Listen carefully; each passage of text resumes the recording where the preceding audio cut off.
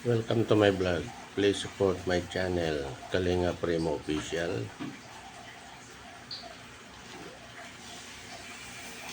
And Kiliti Junior TV, mga lods. Live tayo mga lods. Tayo makakapag-live.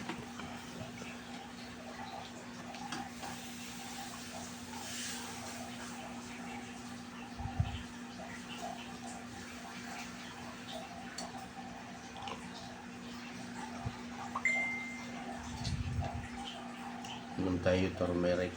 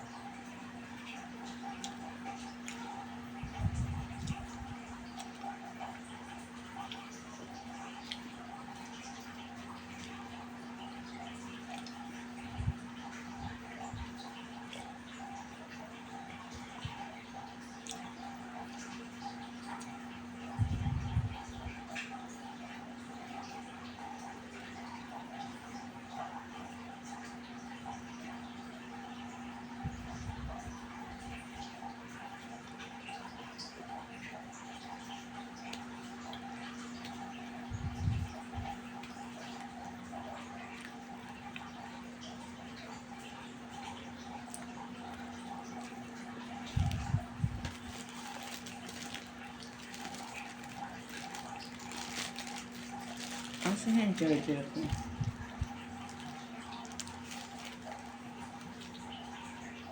Charger ko yan eh.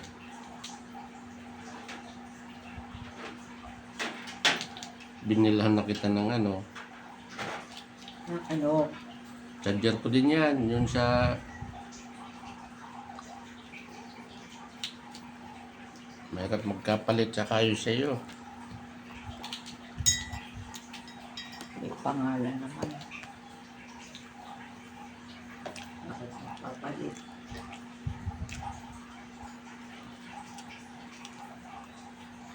Nasaan na yun? Kulay, may ano yun eh. May 2 butas yata yun. May itim yun. Kaya nga.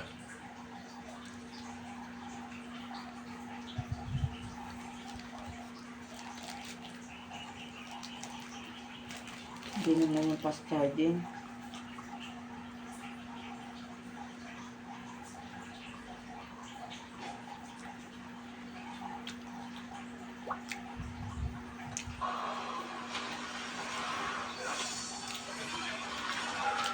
She's mine.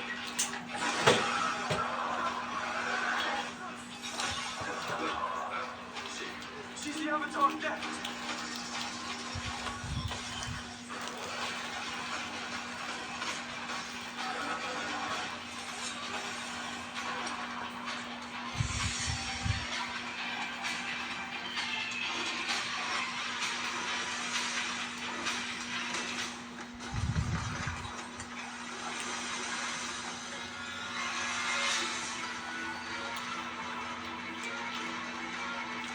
Fatal weakness.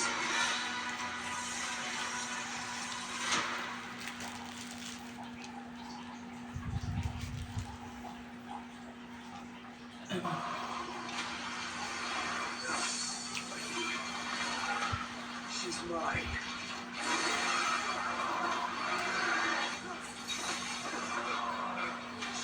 She's the Avatar next.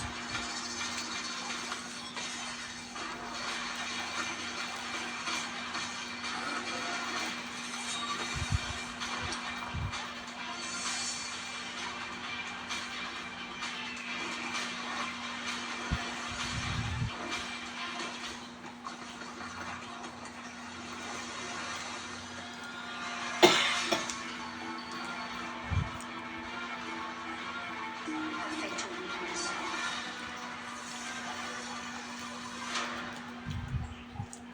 If I had one more chance, I swear I would love you the way a mother should. I would choose you over everyone else. Elena, I'm sorry too. I was never worthy of being your brother. Elena, please don't leave us. Give us one chance to make it right. Sadly, the real Elena died a long time ago. And the love you're offering now came far too late to save her.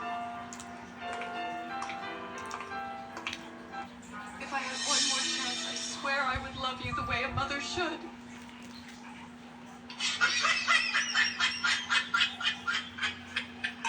Tayo mo itong aso na to.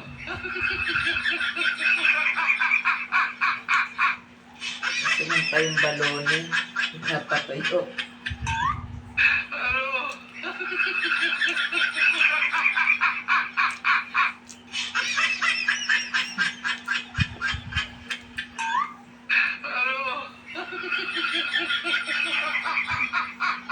Ano yan? Tinakay na yan.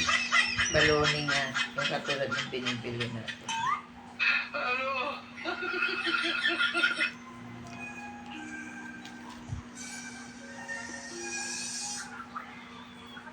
Dad. Direktor, bakit po kayo naparito?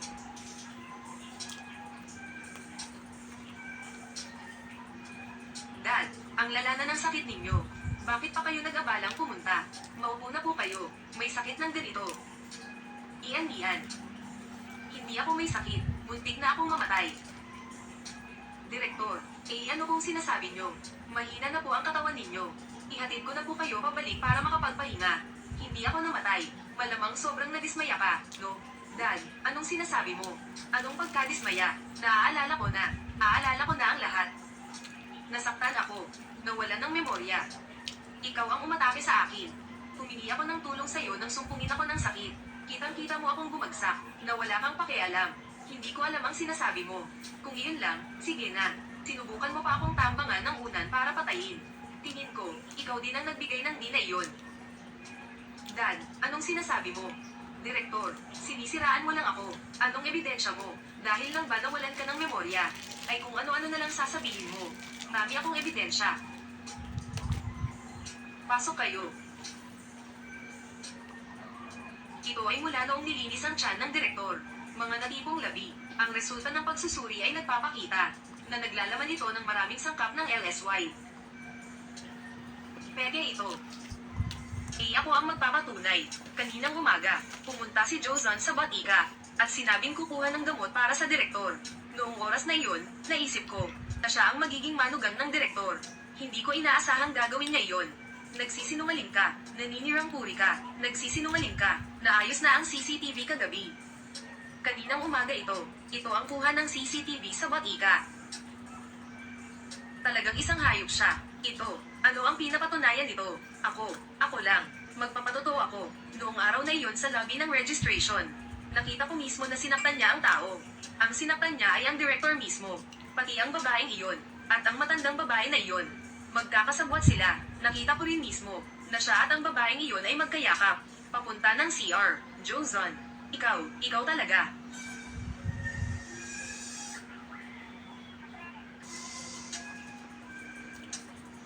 Ikaw na hayop.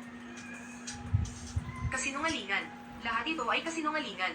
Nagkasabuatan sila. Nian. Huwag kang maniwala sa kanila. Mahal kita ng totoo. Bitawan mo ako. Ako ang manugang ng direktor. Hindi ninyo ako pwedeng ganyanin. Shenren, ikaw ang may kagagawa nito. Nagpapanggap kang may amnesia. Ikaw ang nagplano nito. Sinadya mo.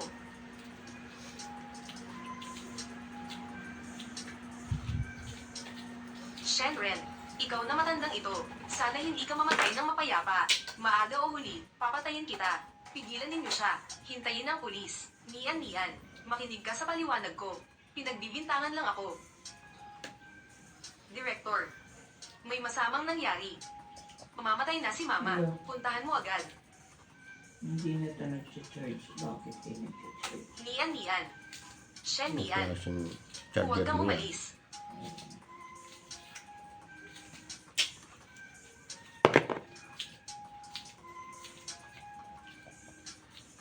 Yung binili ko, nasaan? Huli na. Ma, huwag kang mamatay. Hindi ka maaaring mamatay. Huli na ang lahat. Ilang beses dati, pwede sanang mag-check at magamot. Pero Ang naantala ulo kasi lahat ang dahil sa gaan. inyo. Ito, Ma, kung nagsabi lang ng totoo ng maaga, Yung binili ko, hindi siya mamatay. mas ano yun eh. Nandun siguro sa kwarto, chinarge yung ano ni Mimi. Naka-charge oh. Si Mimi yan ah. Hindi yan pwede. Ang Ma. ulo ng, ng ganito, hindi pwede pang iba ang saksakan Direktor. yan. Maliit. Namatay na si Mama. Hindi pwede Yung pang mana, may pang iniwan ba iPhone siyang lang yan. testamento? Lahat ba ng pera ay akin? Hindi Namatay na siya. makakapasok yung ulo Pera lang ng ang iniisip mo. Iba ang Hindi yun ang ibig kong saksakan sabihin. ng manipis. Ano kasi? Mataas na rin yung binili kong yun eh. Umamin si Jozon. Sangkot ka rin Baka sa mga pinang-charge operasyon sa doon ilalim. Pagpatay, panluloko sa medisina at iba pang krimen. charger ng Samsung na Sumama ka eh. sa amin. Ano? Tsaka ng Ano niya, hinalaman ko? headset niya Si na Jozon yun. Samsung. Lahat gawa ni Jozon. Ang binili niya na tag 1.8 ata yun.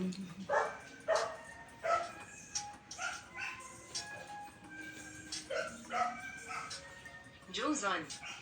Tinira mo ako. Ikaw lahat yan. Ikaw ang nagsabing pumunta sa ilalim. Ikaw ang nagsabing patahimikin siya.